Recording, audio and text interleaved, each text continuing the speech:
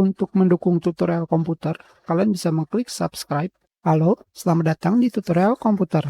Tutorial kali ini mengenai kenapa tidak ada display di NVIDIA Control Panel.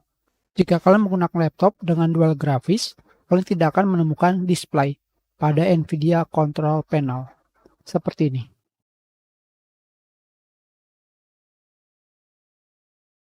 Di sebelah kiri, jika kalian menggunakan laptop, kalian tidak akan menemukan display di NVIDIA Control Panel.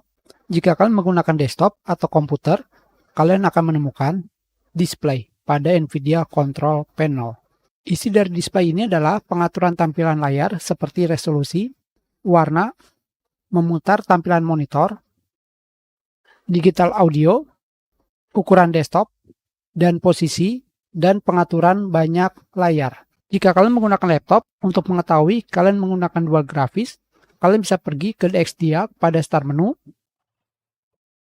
Di DXDiag ini, kalian akan menemukan display 1 dan display 2.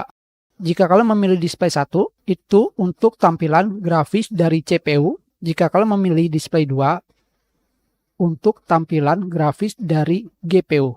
Jadi, pada laptop kalian juga memiliki yang namanya GPU, atau dikenal sebagai kartu grafis. Walaupun bukan seperti di desktop. Jadi, jika kalian menggunakan laptop, display yang seharusnya ada di NVIDIA Control Panel ini hanya bisa kalian temukan pada Intel Graphic Command Center. Jika laptop kalian menggunakan CPU Intel.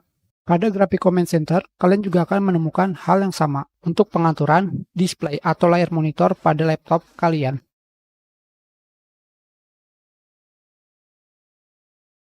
Kita sudahi, terima kasih.